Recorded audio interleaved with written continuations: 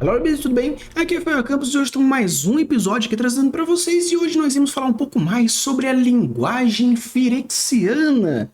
Recentemente falamos um pouquinho sobre a linguagem que fala um pouco sobre uma proposta, na verdade, de linguagem, que é a linguagem dos gorilas. Até usei a referência do Tarzan como uma forma de trazer esse significado. E depois, se você gosta desse tipo de conteúdo mais de Conlang, depois dá uma olhadinha, se caso você não tenha visto a nossa Conlang, porque além de explicar um pouco como é o passo a passo para a construção de uma linguagem, você percebe que existem essas pequenas diferenciações que vai deixando cada vez mais interessante e, obviamente, cada um tipo de linguagem trazendo um mecanismo diferente, uma aprendizagem diferente. E hoje iremos falar sobre a linguagem firexiana do Magic. Uma coisa legal sobre a linguagem firexiana, como vocês podem ver aqui, que eu estou trazendo para vocês, é que a linguagem firexiana, pelo menos a parte vocal dela, a língua falada dela, está representada de acordo com não um alfabeto de uma forma geral, mas sim um alfabeto fonético. Tanto que vocês podem perceber que os símbolos representados, como vocês podem ver aqui, nós temos o que corresponderia ao som fonético e o símbolo fonético. Por que eu falo a diferença entre um glifo e um glifo fonético? E como vocês podem perceber aqui, nós temos o A invertido de ponta cabeça, nós temos o E, nós temos outro E. E o que acontece?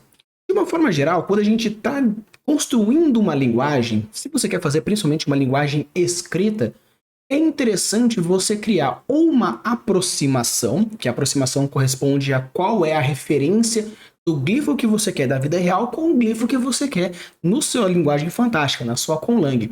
Então, se por acaso você quiser, por exemplo, uma linguagem mais alfabética, como é o português, o inglês, o espanhol, o francês, você sabe que cada uma das letras corresponde a um certo tipo de função dentro da palavra.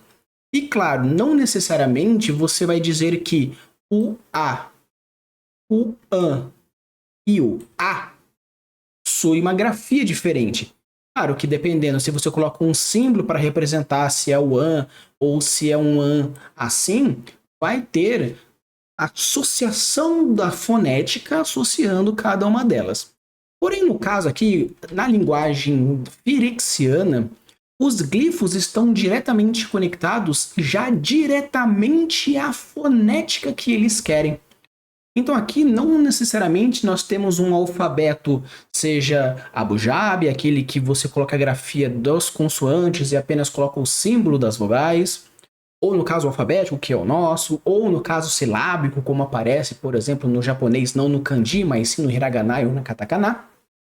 E também nós temos o ideograma ou no caso, imagiograma, dependendo de qual é a complexidade que você quer fazer. Quer fazer meio que um kanji, ok, beleza, né? No caso, por exemplo, aqui um kanji, ou no caso a gente pega, por exemplo, a ideia de um passarinho, onde aparece, por exemplo, uma coisa um pouco mais egípcia.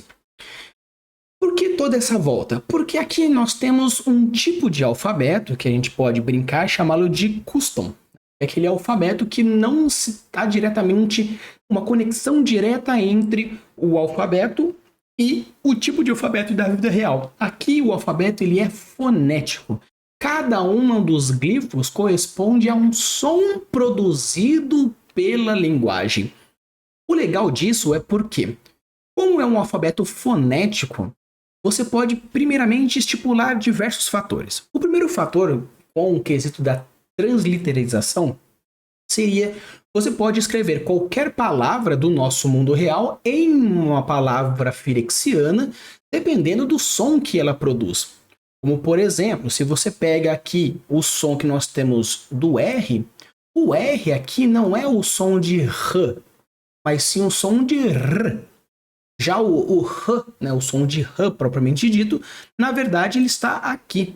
Esse é o som de R. Né? Então você percebe que para você, por exemplo, escrever raio de sol, não é com esse R, mas sim com esse H. Então, no caso, seria, considerando aí uma forma geral, nós temos aqui um Rá. Né? No caso, um Rá dessa forma, né? Então, isso aqui seria um Rá. Rá. E aqui você pode ver que nós temos um O e aqui nós temos um O. Então, se você quer fazer raio, então no caso final a gente tem dessa forma aqui. Se fosse raio, aí seria o simbolismo de baixo. Por que eu quero dizer isso? O primeiro ponto que eu acho bem legal dentro de uma linguagem é você criar qual que é a relação que tem diretamente com a criação propriamente dita.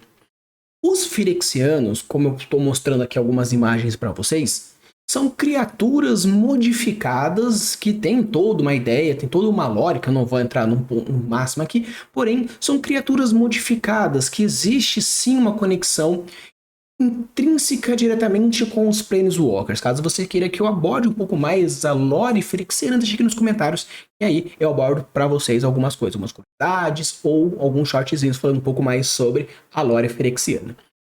O que é interessante é que, por ser criaturas modificadas, criaturas feitas, a estrutura fonética, o como eles podem produzir o som, ele é bem diferente das criaturas normais. Como assim criaturas normais?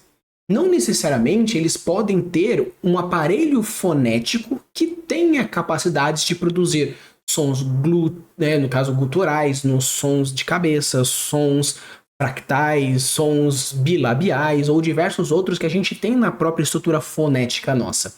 Falei um pouco mais sobre isso também quando a gente estava falando sobre a linguagem dos gorilas, porque depende muito de qual é o tipo de som que ele pode produzir. Então o legal de você produzir um alfabeto fonético é, primeiramente, você poder fazer essa transliteração direta de qualquer palavra que você quiser, porque indiferentemente se existe um glifo específico para aquela letra propriamente dita, nós vamos ter o som daquela letra. Então se eu quero falar, por exemplo, A ou R, por exemplo, eu posso produzir tanto o R quanto o R, porque o A e o A existe um som específico para isso. Tanto que se você quer fazer o AN associado, por exemplo, a um A, como A, E, I, O, ou qualquer outro nasal, você tem a associação da letra A junto com o especificamente. A gente tem aqui o som que vocês podem ver, que nós temos tanto o quanto o quanto o Então existe tanto 3 sons de N's diferentes. O na, que é nasal, porém um nasal aberto. Nós temos o que é um nasal mais de garganta, e o que é o nasal mais gutural. Então você tem essa associação de qual é a origem do som. E o legal dessa origem do som é porque você brinca com aparelhos fonéticos diferentes, trazendo uma identidade para aquilo que você quer fazer. Tanto que é muito interessante, na verdade é bem legal, não apenas essa fonética trazida de um lado ou de um outro, mas também você percebe que dentro da produção do som de cada um, existe sim uma leve associação com a origem, não da palavra, não do aparelho fonético, mas sim a origem das criaturas, a essência da criatura. Tanto que na própria Wikipédia do Magic the Gathering, um artigo que fala um pouco mais sobre a linguagem firexiana, diz que algumas consoantes elas são muito mais aéreas, no caso tem muito mais ar batendo, como se fosse uma associação de metal no amolador. Aquele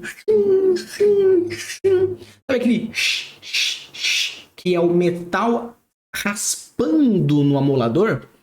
Tem algumas consoantes que não é simplesmente, por exemplo, aqui, pegando um exemplo clássico aqui, que é o K.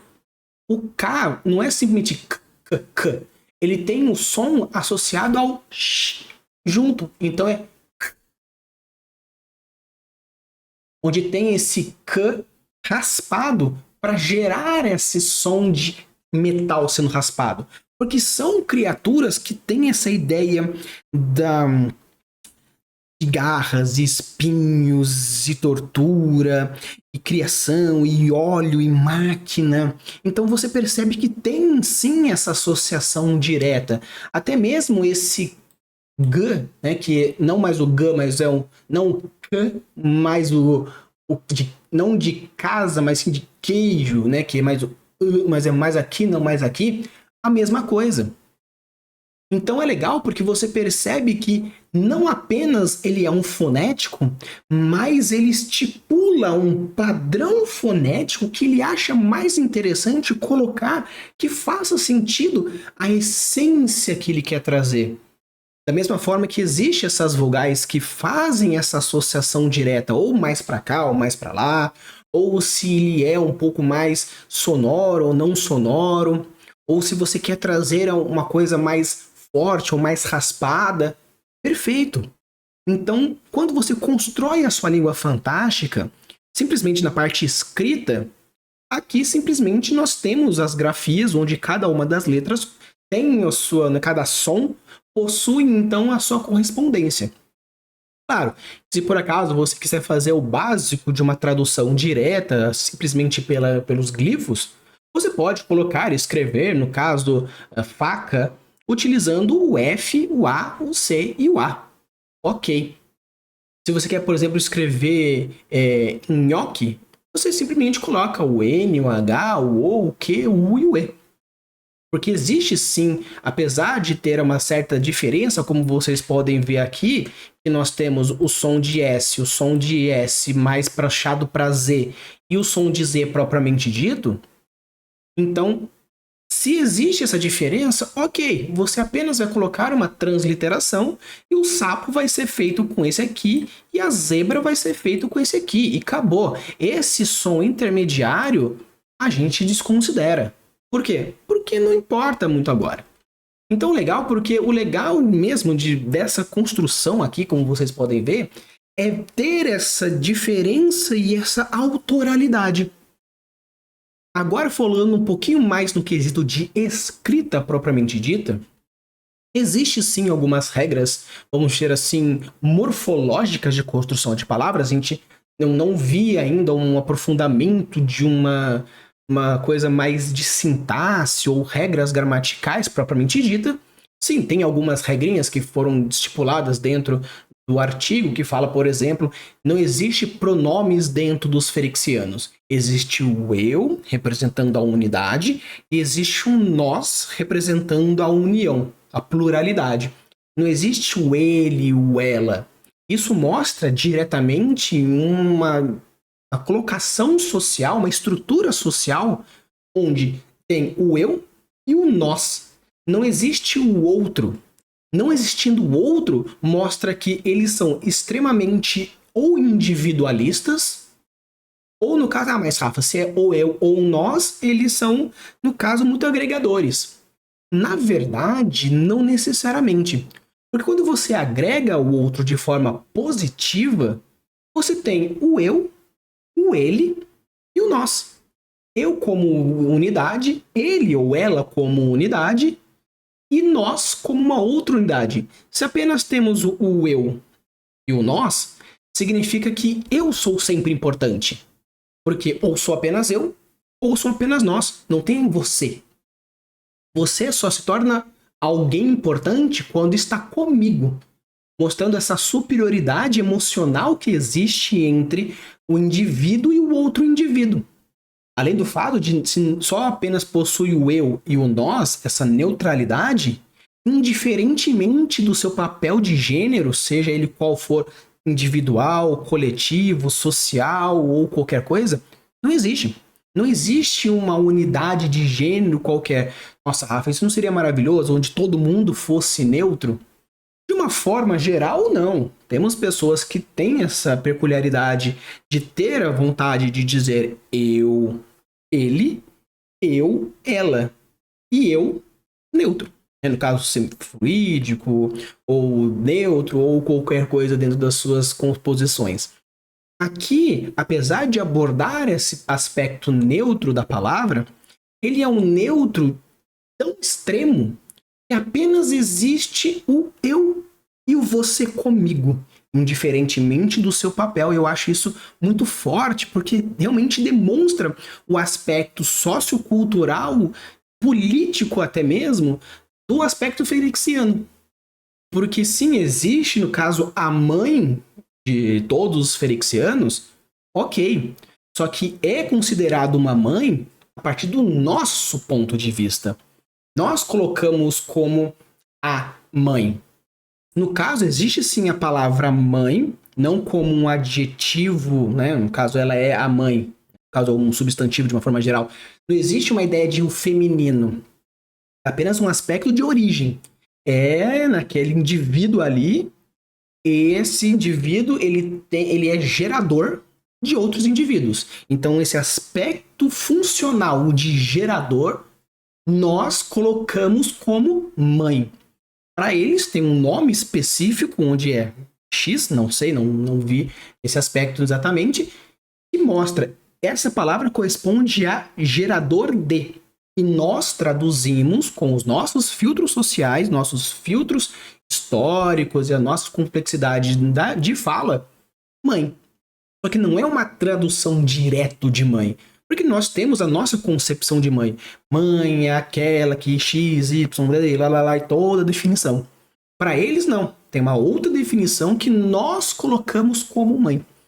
Então isso é bem legal, porque quando você constrói, principalmente a parte de vocabulário da sua linguagem, você vai estipular diretamente aquilo que você quer fazer de acordo com as perspectivas e o ponto geral daquela construção.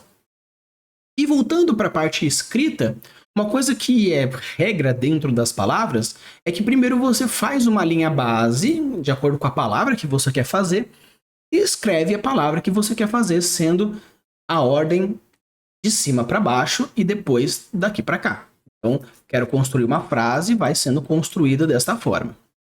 Só que detalhe, aquilo que eu até comentei, se eu quero escrever o Rafael, a gente tem que pegar primeiro o som de R, que seria este daqui. Então, nós fazemos esse aqui, onde temos o Rá. Temos aqui o Rá e temos um outro som de A, que é um A um pouco mais abafado, mas o meu Rá é um A aberto. Então, temos aqui o Rá. O Fá, que no caso não seria o Fá, simplesmente Fá, né? Rafael. Se fosse pegar a tradução direta, no caso a fonética certa, seria Fá, Fá, Fá. É mais soprado devido àquela ideia do raspagem. Então seria nesse ponto aqui. Então, novamente, pegando aqui e um F mais puxado. Novamente, nós temos o A, o E, onde nós temos aqui E aqui. Então, existe uma grande diferença entre o E e o E. Então, a gente até vai colocar aqui, de uma forma geral, colocando o nosso E. Aqui, esse E tem um som levemente diferente, por isso que não coloca. E é Rafael ou Rafael. Como a gente fala Rafael, então, o som foneticamente é U. Então, no caso aqui, meu nome firexiano seria escrito dessa forma. Rafael. Não teria um L, nem um L soprado, como tem aquele lá, o som de o Ruf, o, né? É Ruf, é Luf, ou como que é? Na verdade, é uma mescla, né? Tanto que é o som, é um F meio... É um FL meio intermediário, tanto que temos aqui o som que corresponde a isso. Então, legal, porque tem essa questão de colocar toda a palavra. Outro legal que é interessante pra caramba quando a gente fala sobre a morfologia da frase propriamente dita é que, dependendo de como você escreve, se é uma linha única com todas as letras ou uma linha ou uma palavra, no caso uma frase onde você tem diversos, você coloca uma conexão textual, ou seja, uma interpretação dada de acordo com isso. Se, por exemplo, você coloca minha casa e você coloca, no caso, minha casa separadamente, significa que você não tem um apreço tão grande por ela devido a essa separação. Porém, quando você coloca minha casa na mesma linha, isso mostra essa unificação entre os dois, mostrando que sim, existe uma ideia de pertencimento muito mais forte, uma ideia de posse muito mais forte, devido a essa conexão. Então, dependendo de quais são as palavras que você coloca dentro da união da frase, vai gerar algo diferente. Então é muito legal porque, sendo uma coisa muito básica dentro de uma construção, você pode colocar uma variedade monstruosa dentro das próprias regras, dentro das próprias construções. E no caso, como vocês podem ver, dentro dessa composição da formatação, parece muito o Uga, que é uma linguagem que você encontra na parte nórdica, perto da Irlanda, que tem essa ideia de que tem um risco base, porque é escrito na pedra, e as marcações duras devido ao material. E isso é legal, porque a grafia das palavras, como você pode ver, a grafia das letras de uma forma geral, dos sons, mais especificamente, são grafias duras. Como se realmente eu tivesse uma placa de metal e eu estou raspando uma pedra ou raspando um metal, marcando aquilo.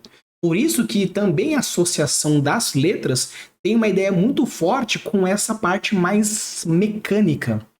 Tanto que se você for aprofundar no som de cada uma das letras, não todas, mas tem várias letras que possuem uma modificação na sonoridade dela devido a essa associação.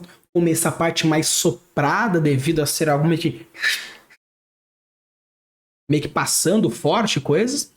Da mesma forma que tem alguns sons que eles são muito mais chiados, porque é como se você estivesse representando aquele passando uma faca no metal, raspando o metal.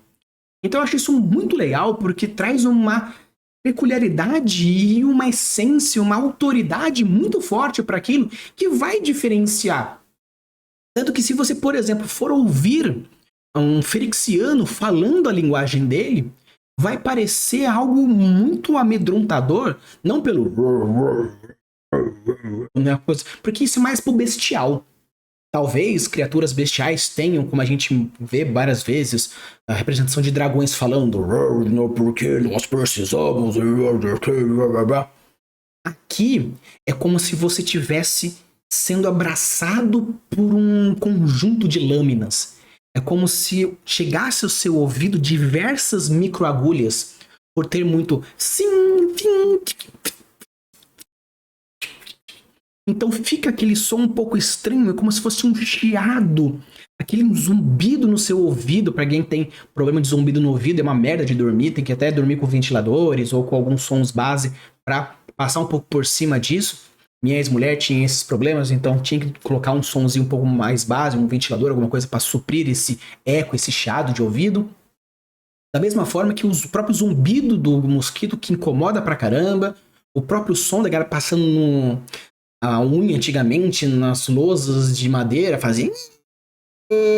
Então, assim, você via que tinha essa peculiaridade. Então, como os ferexianos são criaturas maldosas, são criaturas que têm essa essência mais torturante, mais maléfica, ter uma língua que representa a dor, representa o metal, representa esses incômodos, está diretamente ligado a isso. São criaturas maléficas, são criaturas torturantes, são criaturas maldosas, são criaturas que gostam da dor. Então ter uma língua que o ato de falar vai gerar uma dor na cabeça da pessoa, um incômodo na pessoa devido só de ouvir isso e criar essas sensações de faca, de agulha, de tortura, é algo maravilhoso. Não é algo maravilhoso sentir isso, obviamente, mas artisticamente falando, ter essas percepções, ter essa essência é muito legal. Não vou adentrar muito nas palavras em si, porque daí a gente vai viajar muito nas ideias. Porém, como forma de entendimento, você que quer construir uma conlang, estou trazendo uma nova muito legal que não apenas traz uma morfologia de frase dentro dessa linha, usando como base não apenas também um pouco da linguagem cirílica, um pouco da linguagem mongol, das suas composições, mas também do Uga, que faz essa ideia de construir uma linha base.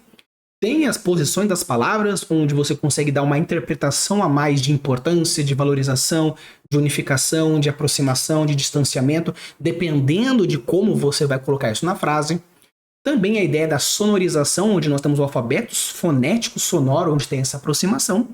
Ou simplesmente essa tradução direta, caso você queira apenas representar esse glifo.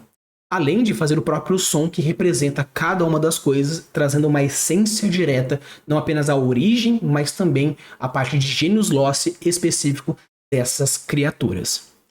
Se vocês gostaram, então deixem o seu like, se inscreve no canal. Deixe aqui nos comentários se vocês gostam desse tipo de conteúdo, ou se tem alguma outra conlang que você gosta e gostaria que eu trouxesse um pouco mais a minha opinião e quem sabe uma parte 2, uma parte 3, trazendo mais aprofundado algum aspecto específico dessas linguagens.